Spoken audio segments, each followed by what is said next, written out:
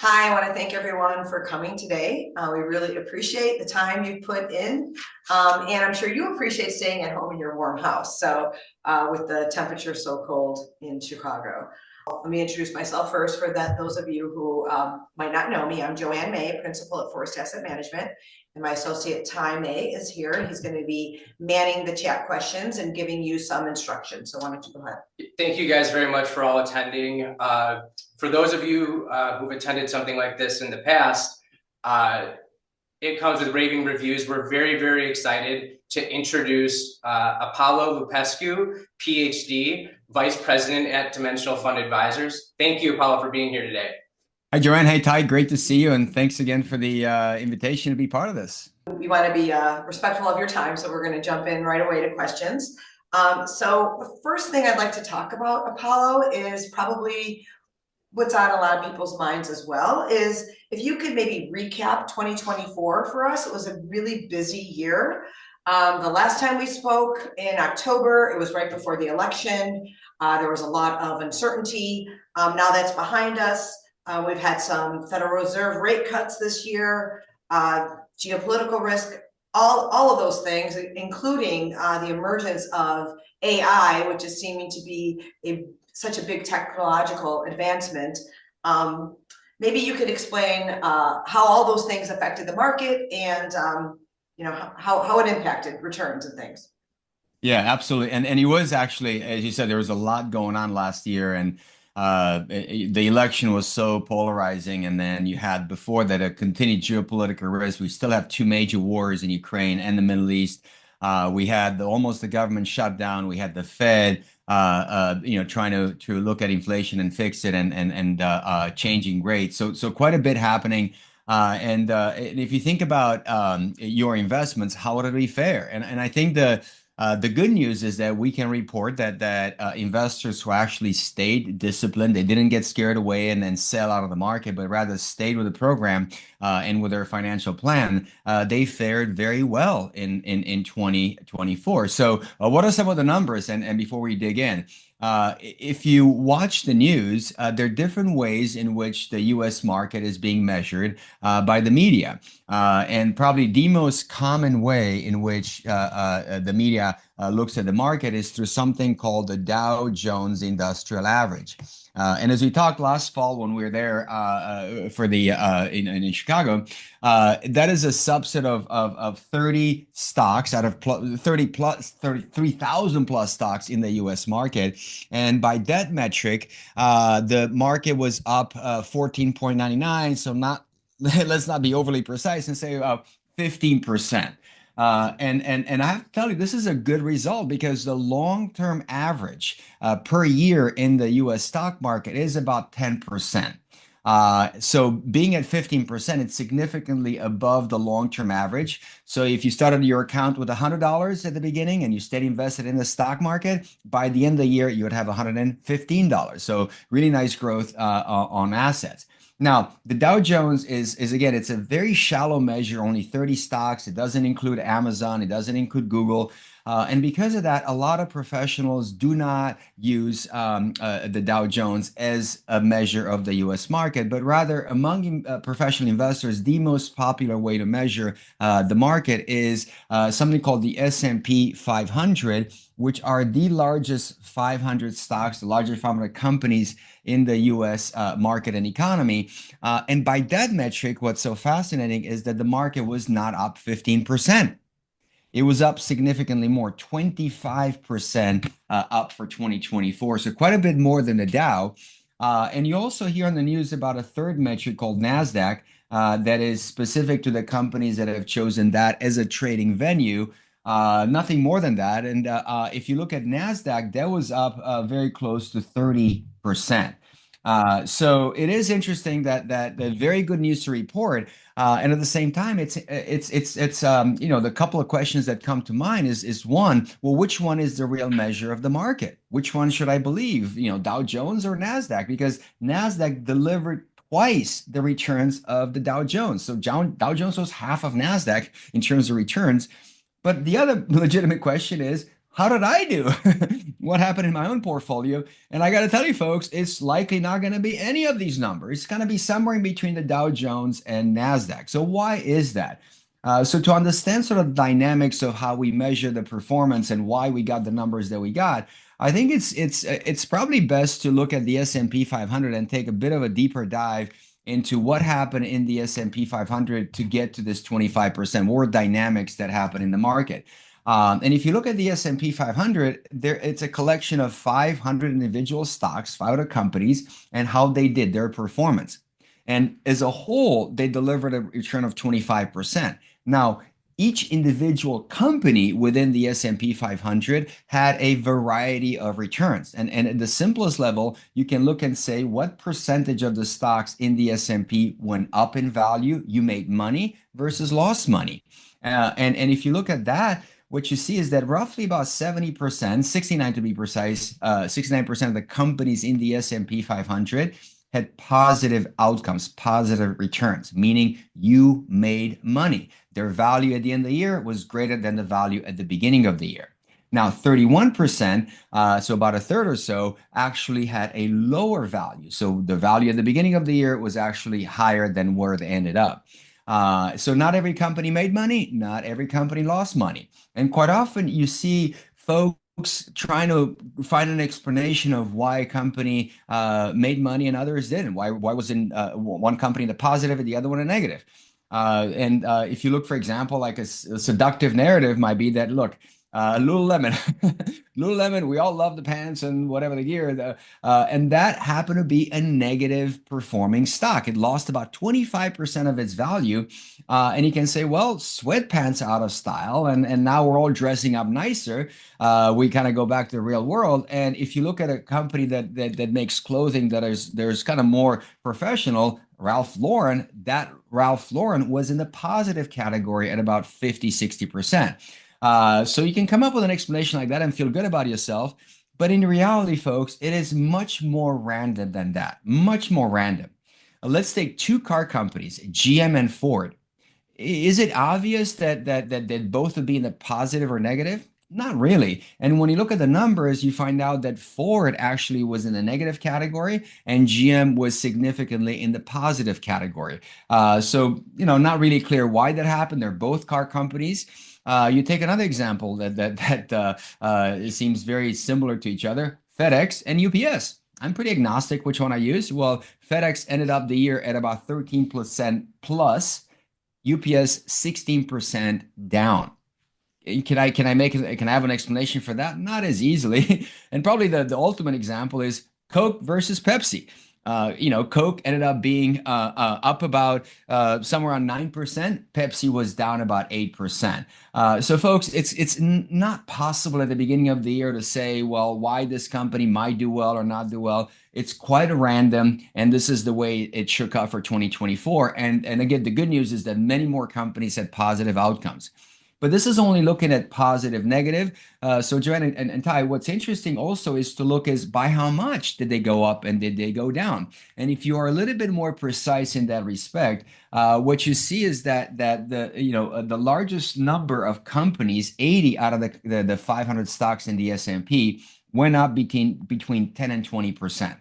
So that was the most frequent return, 10 to 20%, and he had 70 companies in between 0 and 10%. So when you add them together, about 150 companies, so roughly about a third of the S&P was in the range of 0 to 20%. Now, what's so fascinating is that as you go to the extremes, there are a lot more extreme outcomes, and by extreme, I say 40% up and above. 74 companies that made more than 40%. And there was also an extreme on the other side, 40% loss or more, and there were 11 of those stocks. And again, it's quite interesting, and I found it instructive to at least look and see, well, what are those extreme companies? Because obviously, I wish I had put all the money on the right extreme, the 74 stocks that had all over 40% return. Let's start with the negative. The worst three performing stocks in the market in the S&P last year. Moderna, despite the fact that they have a new vaccine and they pioneered mRNA, they're down about half, 50% of their value. Second worst was Intel despite the fact that there's such a big demand for chips and there's also a CHIPS Act, and they can get billions of dollars from the government. But the worst performing stock for 2024 happened to be Walgreens, the pharmacy chain, and that was down about 60%. On the positive side, the best performing stock was Nvidia. It's a company that makes chips that power the AI technology, and that company was up about 170%. And Joanna and Ty, it was interesting, and for you folks in Chicago to know what was the second best performing stock in the U.S. market last year. And I can tell you, it was not a technology company, and I would not have guessed that that would be the case. But the second best performing stock last year, up 135%, happened to be United Airlines, right there in Chicago. And then the third best performer, a company called Axon, not Exxon, but AXON, which I had no idea. I had to look it up and see what do they do. Turns out that they make the tasers and they make other, safety and police department technology. And I don't even know what category that is in, but technology did not fully dominate the board. It was the technology, airlines, and whatever tasers category belonged to.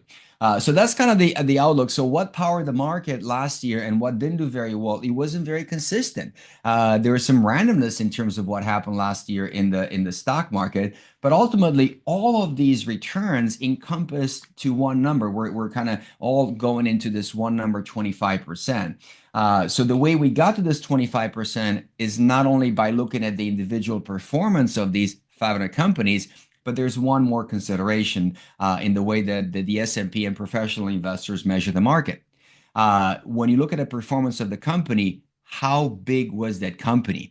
Its size of the company measured as the shares of ownership and the value of each share. When you multiply them together, you get a sense of how big is the ownership value of a company. And when you measure the performance of the market, the larger the company, the greater the emphasis on the performance of that stock. And in that respect, the largest stocks in the US market are sort of the usual suspects. You got Amazon, you got Google, you've got Apple, Microsoft, Nvidia, Facebook, Tesla. And those are the largest stocks. So their performance, in a way, is really relevant because it impacts the performance of the entire market in a much more meaningful way.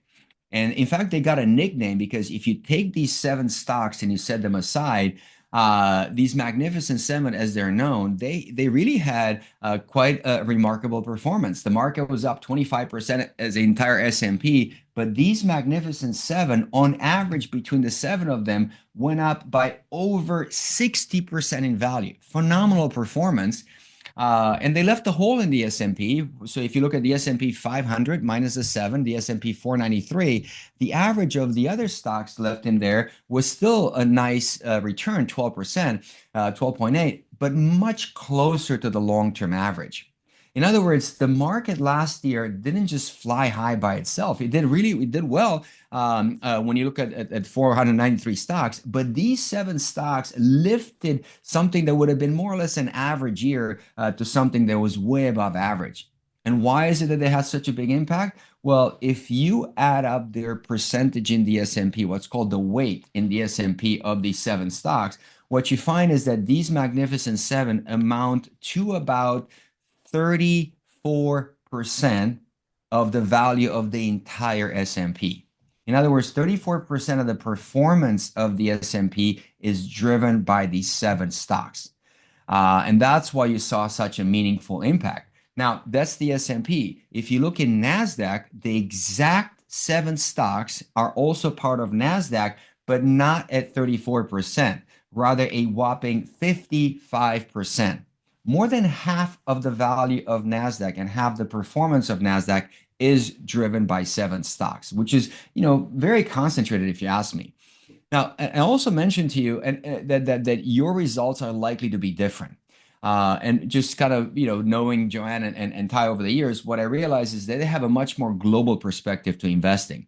And if you have that global perspective, you are absolutely likely to own these 7 stocks. So you will have these 7 stocks. You're not missing out on them. but because you're spreading your risk so much more, and instead of 500 stocks or even 3,000, you might have up or 12,000 different companies in your portfolio. The weight of these 7 stocks in a global portfolio is going to be a lot less at about 19%. So in that respect, if you have a group of 7 stocks that have done phenomenally well, the metric of the market that is most heavily weighted into those, where the percentage of these 7 stocks is the greatest, which is Nasdaq. Well, certainly that's going to look the best, and that's exactly what we're seeing. S&P was not as high as the Nasdaq because it's not as concentrated, and a global portfolio is likely not going to have the same results as Nasdaq, almost by design. I'm not sure that underperformance by design is a desirable term, but I think the idea is that I expect this global portfolio not to match the results of Nasdaq because Nasdaq is so heavily concentrated into those 7 stocks. I don't miss out on them because I have them in a smaller proportion. And the benefit of doing this global allocation is that in a year like 2022, just a couple of years ago, when these 7 stocks tanked on average by about 45%, people were extremely happy not to have been concentrated into those seven stocks. So that's sort of the scorecard for an investor that is has exposure to these Magnificent Seven, which have done really well. So it's good to report that. And if you look at the markets outside of the U.S., because we talked about this global perspective, I just want to mention maybe a couple of things that I found quite interesting. The U.S. stock market outperformed a category of stocks called international developed and emerging markets. And what's interesting is that when you look at the individual stock markets around the world, I wanted to know if the U.S. was indeed the best performing stock market. And the answer to that, Joanne and Ty, is that it was not. And I was actually quite surprised because if you had asked me January 1st, 2024, which country do I think will have the very, very, very best performance for the year ahead, this country would not have been anywhere close to top of mind. The best performing stock market in 2024 happened to be Israel, despite the fact that they started the war and then they had a second front to the war.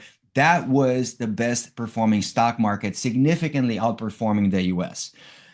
So it kind of goes to show that a lot of times when people are saying that let's put more money in the US, well, maybe the better question is or statement, put more money in Israel because that did really well.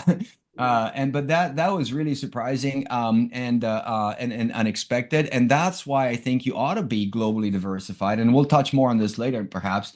And also that if you look at the first half of the year, the best performing market among internationally developed was Denmark, and Denmark was flying so high because way above the U.S. because the dominant stock in Denmark is a company that's called Novo Nordisk.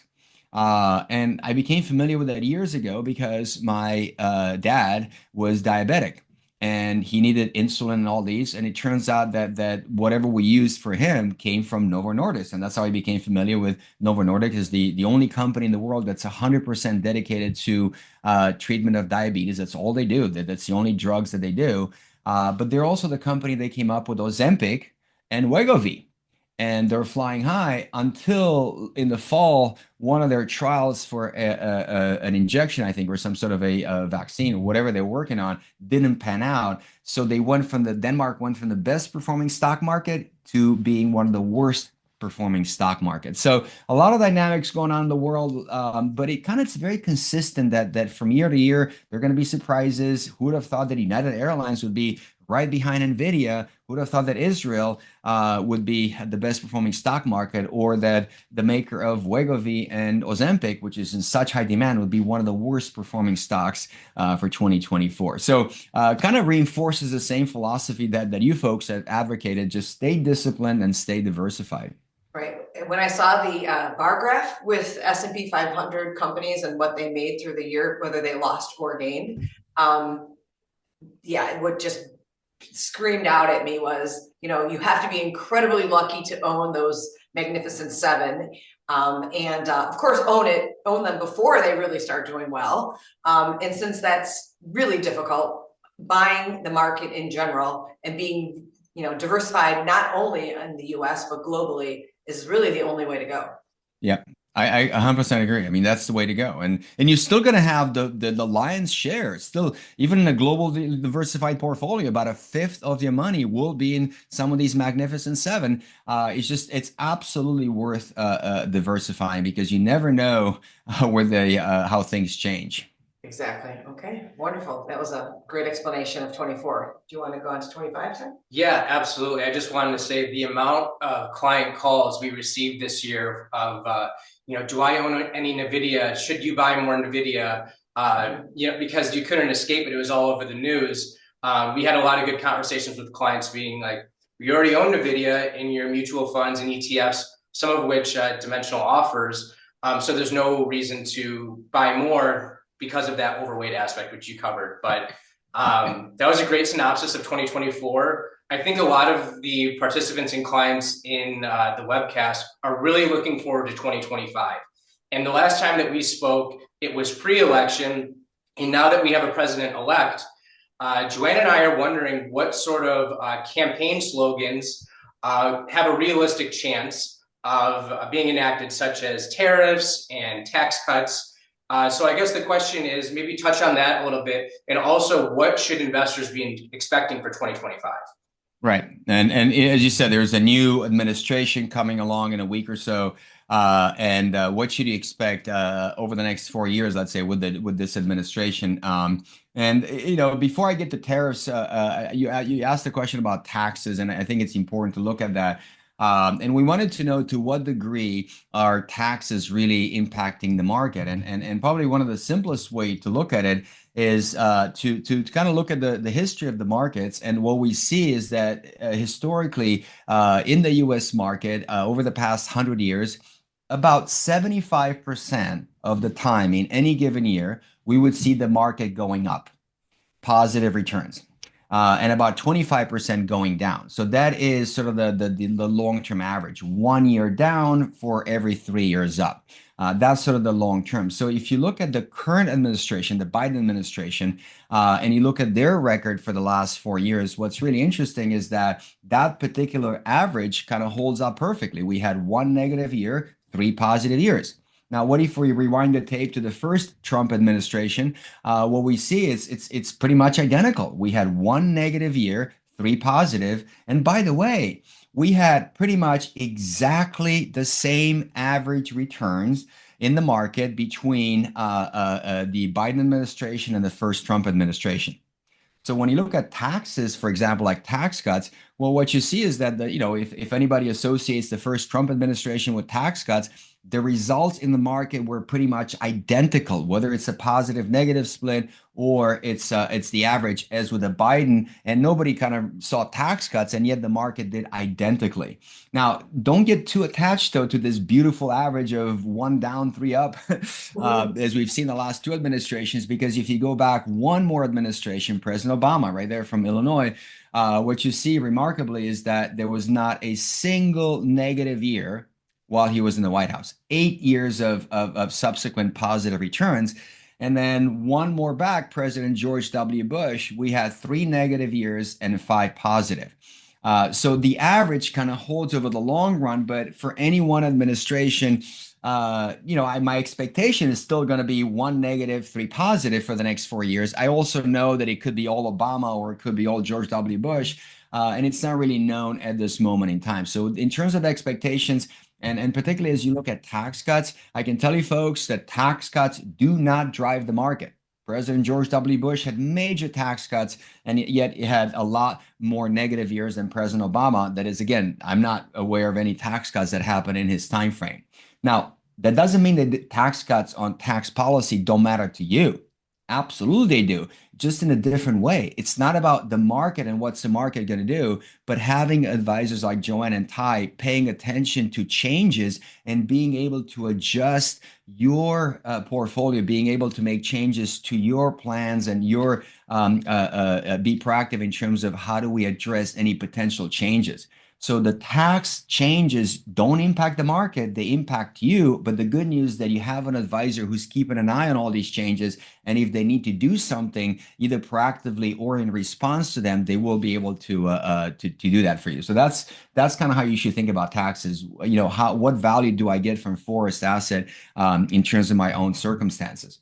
But the other big issue that you approached, Ty, is tariffs, and that's a very big issue because tariffs. Let's just demystify first of all what exactly are tariffs. Tariffs have been with us for a very, very long time.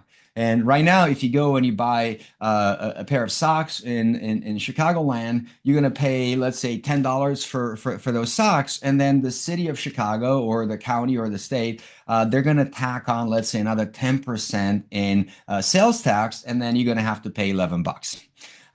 Tariffs are pretty much the same idea, but the reason that you pay taxes is because a product was made abroad. So that pair of the socks that comes in, for example, from China, if you have to import it into the country, well, automatically, if the proposals go along the way they are, or just the way the tariffs work, if there is a 20% tariff, for example, then somebody would have to pay the 20%, the $2 on the value of the socks.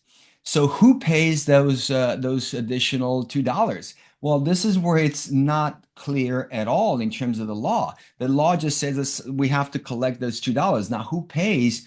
Well, the overwhelming evidence among economists is that those additional costs because of the tariff, because the additional tax for being produced abroad is getting passed on to consumers. And it is the consumers who end up paying more. So what's going to happen is the pairs of socks come in the country at $10. The importer, whoever is, well, Macy's or whoever, they need to collect $2 and need to pay the $2 to the government. So what they're going to do is they're not going to cut in their profits, but rather they're just going to jack up the price to $12 for socks, and that's going to be passed on to consumers. That's the evidence that we see. And why would anybody want to do this? Well, there are a couple of reasons that politicians do this. One is that if you have a company that is in a town that would be decimated if that production moves abroad, the idea is that if you put tariffs in place, perhaps you'd protect those jobs, again, at the expense of everybody else having to pay more. But that group of workers who might get laid off would be very vocal, and the politicians would certainly pay a lot more attention to them. And the second reason is that if there's anything vital to the economy, to our country, to security, to be produced domestically, well, maybe you want to protect those or maybe encourage them to make more money and this way stay in business rather than move production abroad. So there are different reasons, but ultimately, folks, there's pretty clear evidence that generally speaking, this does not cut in the profits of the company producing the socks or the importing of the socks. It really gets passed on to consumers. So what are the implications of this? And there are going to be three different implications, and I'm going to touch on all three of them. The first implication is to consumers.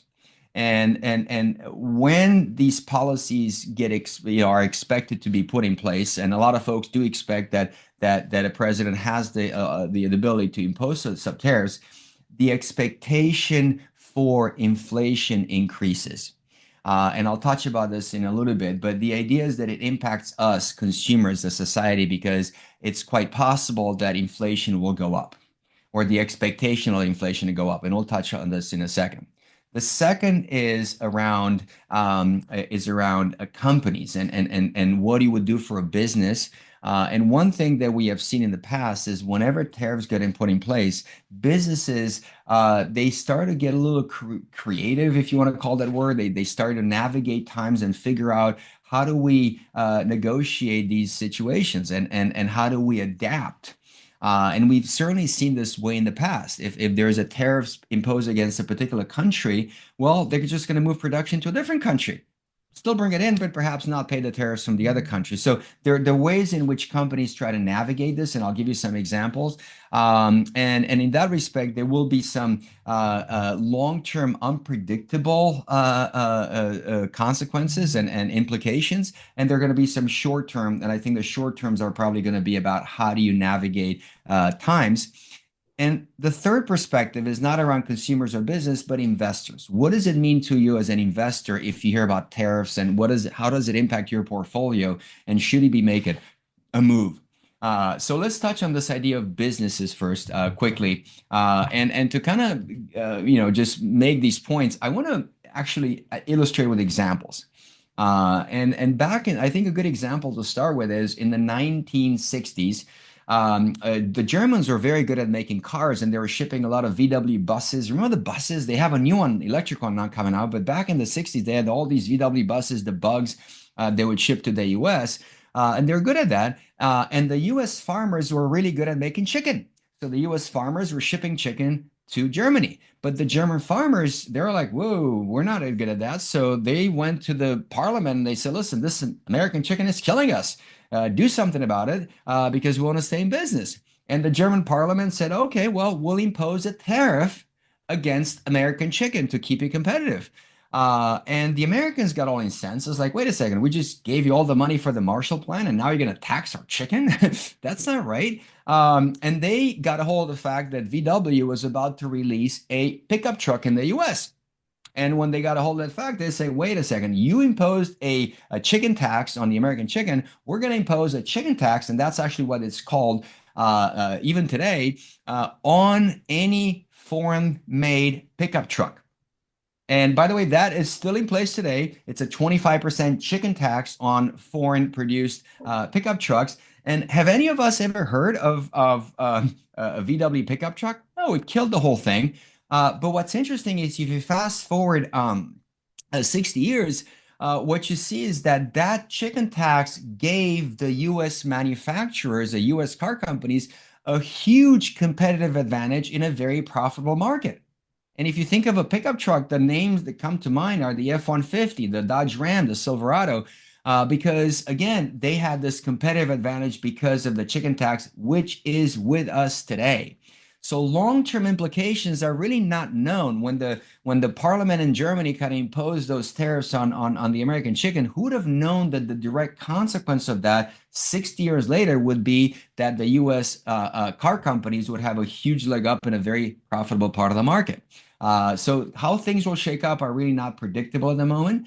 But on the short term, what you saw is companies trying to navigate those waters. And I'll give you two examples. This Japanese car company called Subaru, they wanted to release a pickup truck in the US without paying the 25% chicken tax. So what they did is they bolted two seats in the bed of the truck, and they said, wait a second, this is not a pickup truck because look, it's got two seats in the back. Well, of course, I can just pull them out in 5 minutes, but that's not a pickup truck. And even Ford, they would make these things abroad, but they were like, not call them pickup trucks because wait, this is not a pickup truck because it doesn't have a bed. You know, obviously I can attach one in a few minutes, but the idea is that companies did try to find a way to navigate those times.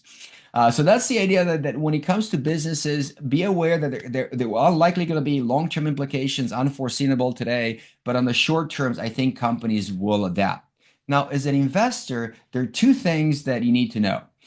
Markets are incredibly competitive, and what they do is they actually move prices of different companies in expectation of a policy. If those tariffs are likely to help the company, that price is going to move way before the policy is ever implemented. And that's really important to know because by the time a policy gets implemented, that might already be priced in. So as people expect the Trump administration, for example, the upcoming one to impose any tariffs, the companies that might benefit or get hurt have already adjusted their price. That's one thing that we know. The second thing that we found as investors is that tariffs are not a primary driver of a company's success. It's one of the many variables, but not a primary driver. So let's just quickly illustrate those with real examples. During the first Trump administration, there was a push to produce more things domestically. And one industry that they picked on, they selected was steel. And there's a company that carries the name of the industry, United States Steel Corporation. And over the past, as the administration settled in 2017, the stock price was in a nosedive. It lost about half its value in a very short time. But then they start talking about imposing tariffs and supporting the U.S. in the steel industry. And perhaps on that expectation, you saw a huge run up in the price of US steel without any clarity on whether or not these tariffs would be imposed. Nobody knew it for sure, but on that expectation, you saw this big run up in price. And in fact, in March of 2018, we did see the tariffs being put in place. And at that point, a lot of investors were like, well, we've got the whole backing of the U.S. government. This is a good place to invest right now in the U.S. Steel Corporation because it does have this competitive edge in the market. So what would have happened if you kind of fell into that seductive narrative? By the end of the administration, when they lost the election in 2020, the U.S. steel stock lost the vast majority of its value. Crazy. Lost the vast, despite having the tariffs and the backing of the government. Why might that be the case? Well, it's also about their products. It's also about the customer service, competitors, other countries might retaliate. Also, when steel becomes more expensive, fewer washing machines get sold, so there's less demand. So a lot of factors that might have contributed. So it's not all milk and honey once you have these tariffs. Now, the current administration has been focused more on green energy and sustainable energy, and solar panels are certainly a big part of that. And myself, I wanted to put some solar panels just to save money. And one of the bids that I got a few years ago was from a company called First Solar. It is part of the S&P. I was curious to see over the last 4 years, with the big tariffs that the administration imposed against foreign competitors, particularly Chinese, and also because of the push and subsidies in green energy, how did First Solar do? And when you look at the numbers, what you see is that a dollar invested in January of 21 to the end of last year would have increased by about 78%. So a really nice growth. And perhaps there is something there about being invested in this, green energy with the backing of the government. Now, as a consumer at the time, I also wanted to be smart enough to get a competitor's bid. And if you go to Costco, for example, right now, the one booth that is out there selling solar panels is from a competitor called Sunrun. So if you look at Sunrun, a company that does a very, very similar product, a very similar concept in business, a dollar invested at the beginning of the current administration to the end of last year would have turned into exactly 13 cents. 13 cents. So one went up about 80%, the other one dropped by about 80%. So it's not clear that tariffs benefited every company. And when I was in Oklahoma, somebody did say, well, at least they had friends in DC. You look at like fossil fuel, traditional, that energy that just doesn't have any friends. It's a terrible bashing that's happening. And just out of curiosity, I wanted to see how did Exxon do over the exact same time period. And despite being out of favor, Exxon over the same time frame crushed the solar panels, and it was up more than 2.5 times. So it kind of goes back to that idea that tariffs and policy of the government is something that might impact some companies more than others, but it's not the primary driver of investor success. And because of that, we whatever policies will happen coming from the Trump administration, it's not going to be the primary driver of success. And the last thing I'll tell you, folks, if this ends up being a disaster, guess what? In 2 years, we have a brand new election. And in 4 years, we elect a new president. So this is not a lifelong. This is if it really ends up being a disaster, and then certainly the voters will have a say in 2 years. Which probably my guess is that about a year and change, you're going to have the election cycle kicking anyway. So it's not a very, very long time before things can change if they really end up in a bad place. You read my mind. I was going to ask you about the Trump first administration because they've already tried to do these tariffs once. So that's interesting about the U.S. steel price. We shall see, right? We shall see. We shall see. Before we jump into the next question, one of our clients just asked a question in the chat. This has to do with what you mentioned earlier with disturbances, civil disturbances, but also wars going on in our world, one being in the Middle East and the other one in Ukraine. The question is there a metric that examines how the wars and civil disturbances in the world have affected investing, and what might we expect if either continue or are resolved? So it is an interesting question. There is no such metric. The only thing that I can there's so the quick answer is there's no such metric. I think that what investors want to know is to what degree are the earnings of different companies impacted by those wars. And if you look at Ukraine and Russia combined, they amount to about 2% of the global economic GDP, the global economic activity. And to begin, when the Russians were really great traders with anybody, so I don't know that many companies were very significantly impacted in terms of their revenues. And the same with the war in Gaza. I'm not sure how much Apple sells in Gaza, but I can't imagine being a meaningful part. So in that respect, what the market participants are looking at is not the suffering of people. It's not the economic devastation for the country, but they're looking at earnings. When I invested in Nvidia, how will Nvidia's earnings be impacted by those wars? That's what really the investors are assessing. And what they're finding is that perhaps not as much as people think. So that's kind of my first answer is that it's about the earnings and how a conflict impacts the earning. And the second part of the answer is that pretty much like the like I mentioned a second ago, whenever there's something going on, whether it's a tariff or there's a war, companies will try to find a way to work around it and navigate those times. And I think one of the examples that we talked about is that in World War II, a lot of the car companies, like for example, Cadillac, when they couldn't sell their cars, they put the engines into a tank and they sold that tank to the government. There was a Cadillac tank with leather seats and power windows, whatever. But when Ford couldn't sell their cars, they would make airplanes. And the toughest Fords ever built are not the F-150s, but the tanks.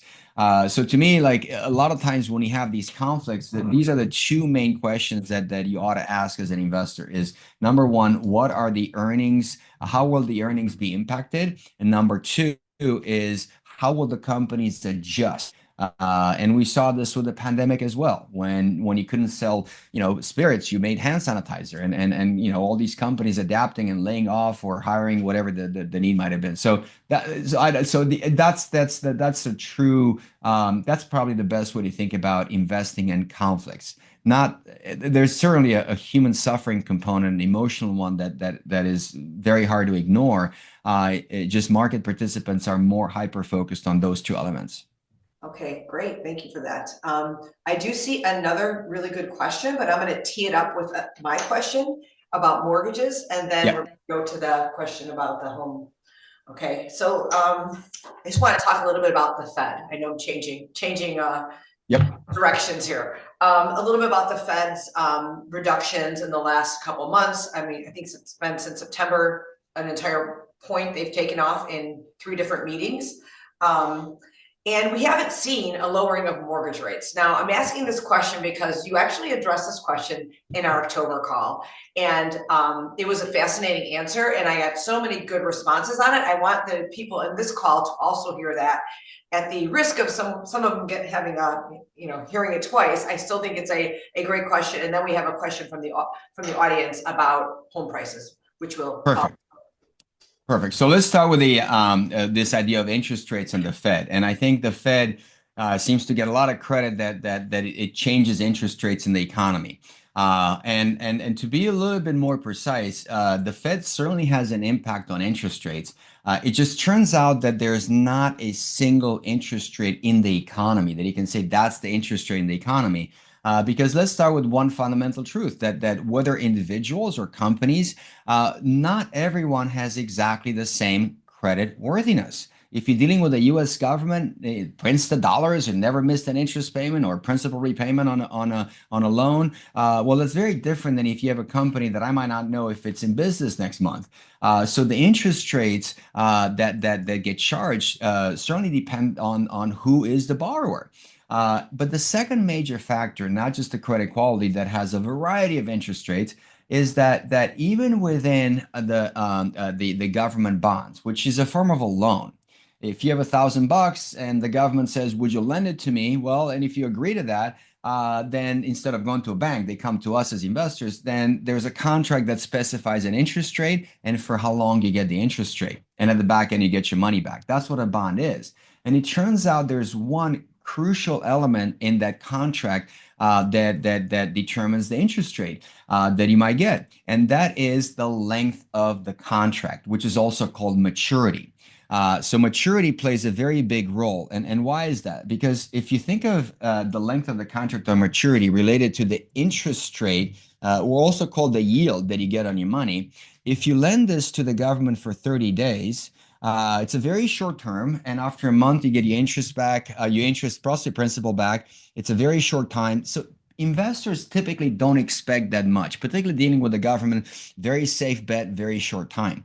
Now, if you're going to lend them the money for a year, which is longer, and your money is going to be with them for longer, historically, most investors have said, you have to pay me a little bit more. And it kind of makes intuitive sense. You pay me a little more. And the same if you give them the money for 5 years. Your money's locked up there for 5 years. Well, yeah, I do want to get paid a little bit more. And if you go to 10 to 20 years, that's once again something that investors would say, I want to get paid more. So traditionally, there's a relationship between the maturity or the length of the contract and the interest rate that you get as an investor, and that is called the yield curve. That's just a technical term, and this is what happens in normal time. So that's kind of what we see traditionally happening in the bond market, and what happens with your money and interest rates. You can make more money traditionally if you're willing to lend it for a longer period of time.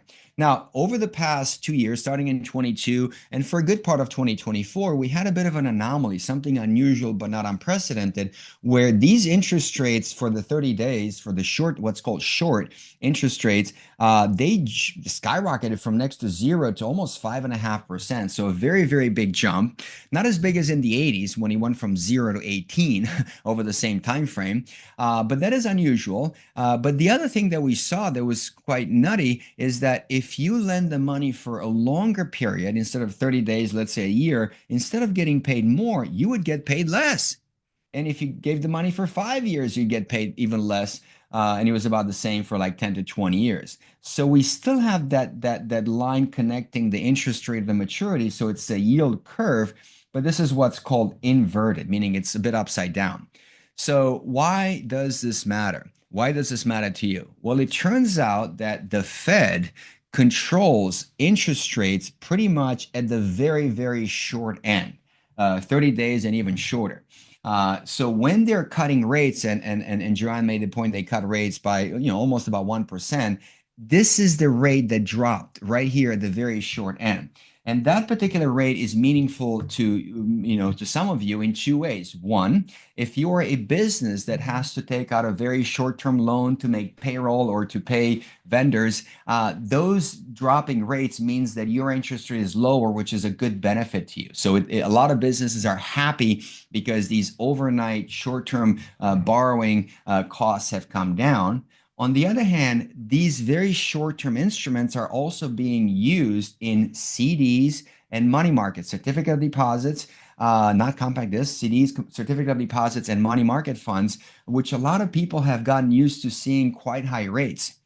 And as the Fed is cutting these rates, the impact will be seen by the CD holders and money market funds. And if you have this, you ought to talk to Joanne or Ty because they might still be helpful. But quite often, when they roll after 90 days or 6 months, when they roll into something else, it might be a much lower rate as these rates are coming down. So the Fed is not impacting all the rates across the board. They're simply impacting the very short terms, which have to do with business loans or CDs. Now, what about the longer term? Let's say 10-year rates. How are those changing in response to the Fed actions? And to do this, let's go back to the fall of 2023 and look at 10-year rates. So in fall of 2023, the interest rates on 10-year bonds, not the short term, but the long-term 10-year bonds, was about 5%. And by August of 2024, these rates, before the Fed made any cuts whatsoever, had dropped to about 3.6%. Quite a significant drop, even though the Fed had made no move whatsoever. And then by the end of 2024, after the Fed had cut the rates twice, these rates went up to about 4.4%. So So even though the Fed cut rates, these 10-year rates went up significantly. So the two questions that I'll try to answer is one of them, first of all, is like, why do these 10-year matter to you, these 10-year rates? And secondly, what drives them? What's interesting is that if you look at the 10-year rates over the past 50 years for these particular bonds, and then you overlay the mortgage rates, it becomes really obvious that the two of them are closely connected. That the 10-year government bond rates is almost like the foundation, the baseline for the mortgage rates. And that is something that is very clearly visible. So why does it matter to you? The long-term 10-year Treasury rates are one of the primary drivers of mortgage rates. So that's really important for all of you to know. That's what drives it, not the short term. And these long-term 10-year rates, they're not driven by the Fed. So then what drives them? That's the second question. So what drives them? Well, if you look at September, for example, and you look at the world that we were back then, there was something that changed between September and the end of the year. When it comes to bonds, let's say you want to lend the money for 10 years, the one thing that you absolutely want to have covered at the very least is what's called purchasing power. If I'm going to lend you the money for 10 years, I want to at least be able to buy what I can buy today. So these bonds have to have at least the expected inflation kind of baked in that interest rate. And this is the one thing that's changed. If you look in September, the investors and the market participants expected that on average over the next 5 years, inflation would be a little bit below 2%. That was the expected inflation on average over the next 5 years. And that we had, for that particular level of expected inflation, we had a certain rate for the 10-year treasuries, for the 10-year bonds. And we also, from there, we had one mortgage rate. Now, what's happened is with the talk of tariffs and with the talk of perhaps inflation moving up, by the end of the year, that expectation of inflation moved up. The average expected inflation over the next 5 years moved to about 2.5, so it increased by about 0.6%. So what happened is when that inflation expectation changed, so did the interest rates on the 10-year treasuries, and by roughly the same amount, and so did the mortgage rates. So the fundamental idea here is that one of the primary drivers of these mortgage rates and interest rates on bonds is the expected inflation. And as we ramped up the talk and expectation of perhaps having tariffs increasing prices, what's happened is that these expectation of inflation increased, interest rates on 10 years increased to match that higher expected inflation, and then that subsequently led to higher mortgage rates. So if you want to know what's going to happen to mortgage rates, they have nothing to do with the Fed. They all, in my opinion, have to do with the expectation of inflation, and to some degree, what is the riskiness associated with lending money to the U.S. government. Those are the two main considerations that come to mind right now, and it's pretty much lines up the same way that economists expect, and that's what it is right now, and we'll see how it goes from here. Thank you very much, Apollo. That was very interesting and insightful. I think we have a couple questions from the audience. Do you want to? One of the questions that is piggybacking off of interest rates and mortgage rates specifically is the housing market. And one of our clients wants to know, how do you feel the housing market looks like in 2025?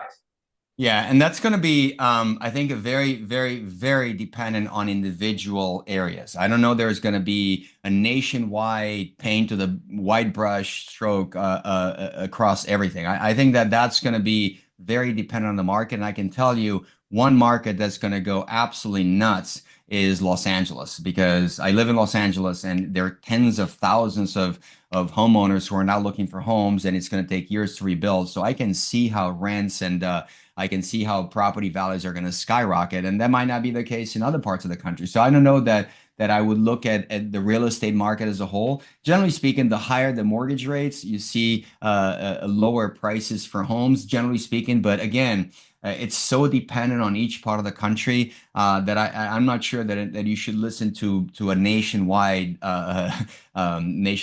outlook on the housing market. You have to be much more specific to a particular area. So you And by don't the way, I think, do have a call in about 2 minutes, oh, so I Okay. hate to be a buzzkill, but that's okay, that's okay. I was just gonna follow up with that really quick and say, yeah.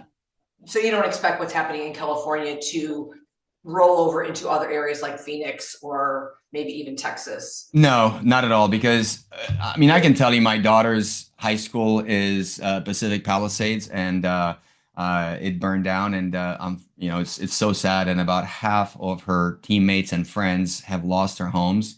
And it's just incredibly devastating. And some of them have already moved out of state. It's just that it's not in one place. They moved to 4 different states: Hawaii, Boise. So it's not going to be one area that gets this huge population influx. And I think a lot of folks, because of jobs or other things, they will have to stay local. So I don't imagine this is going to impact in any way meaningfully real estate across the country.